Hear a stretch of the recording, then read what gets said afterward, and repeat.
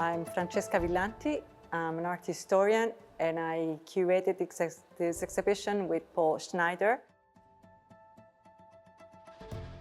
Bonjour, je m'appelle Paul Schneider, je suis parisien et j'ai créé cette exposition. J'en ai eu l'idée, en tout cas, de mélanger des œuvres et des installations immersives pour présenter toutes les facettes de l'œuvre de Marc Chagall.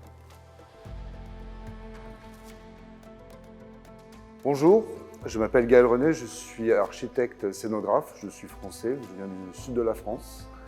Et sur l'exposition Chagall Beyond the Time, je me suis occupé du concept de scénographie, du design de l'espace.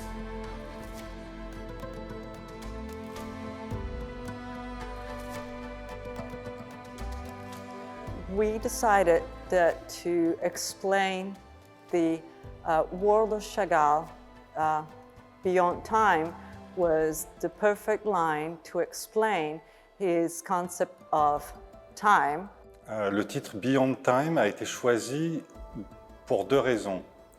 La première, c'est que le temps semble ne plus exister dans l'œuvre de Chagall. Ni le temps ni l'espace d'ailleurs.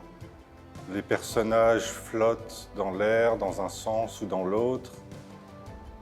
Les hommes ou les femmes, on ne sait plus d'ailleurs, ont des doubles profils, des têtes d'animaux, jouent des instruments de musique. Les fleurs prennent des tailles surnaturelles. D'un autre côté, il nous a paru important de transmettre le message de Chagall qui va bien au-delà du surnaturel, de faire comprendre au public coréen que Chagall, parce qu'il a vécu, est aussi un critique acerbe de la société humaine et de notre condition.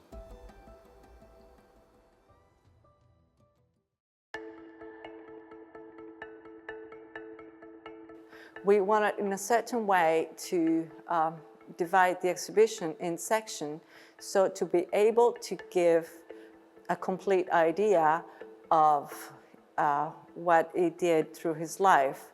So we choose to present in this exhibition all the kind of works that he did, from paintings to installation to opera Garnier in Paris.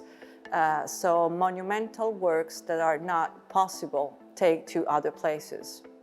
C'est vraiment de laisser parler l'œuvre, par exemple à travers toutes les citations qui sont reproduites dans l'exposition, afin que le visiteur puisse ressentir les émotions de l'artiste à travers les œuvres et à travers ses textes.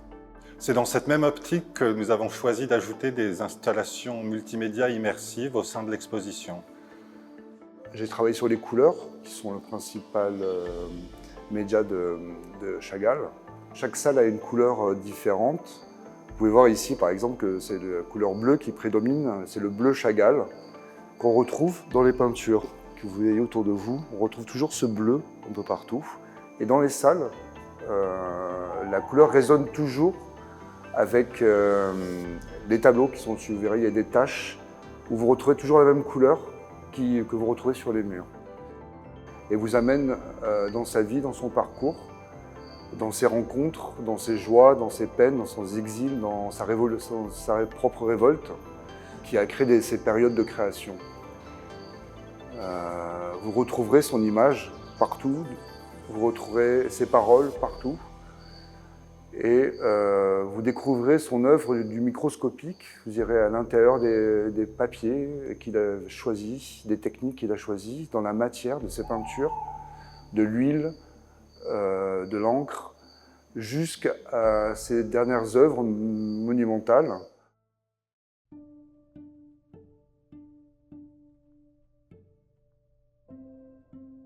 La meilleure façon d'approcher ou d'appréhender l'œuvre de Chagall, c'est de la contempler et ensuite d'observer ses propres émotions, ce qui se passe à l'intérieur. Et c'est là qu'est la richesse de l'œuvre de Chagall, qui ne s'adresse pas à notre mental, mais vraiment à notre émotif le plus profond. J'espère que les visiteurs de cette exposition sortiront enrichis de cette expérience et que la compréhension du regard de Chagall, du regard que l'artiste a porté sur son époque, permettra aux visiteurs de remettre certaines choses en question et de peut-être changer ou enrichir son propre regard sur le monde et la réalité qui l'entoure. Since Chagall was one of the most poetic painters of the 20th century, I would say open your heart and try to feel the paintings as he did while painting them. Comme je disais, donc ce voyage, c'est un voyage dans l'univers de Chagall, du tout petit au très grand. Et c'est un voyage dans l'homme, avec ses faiblesses, ses peurs, ses croyances, sa ténacité terrible, et ce petit sourire permanent de cette autodérision de cet homme profondément touchant, personnellement énormément touché, et que je vous propose de rencontrer de façon personnelle, l'un face à l'autre. Et prenez ce temps.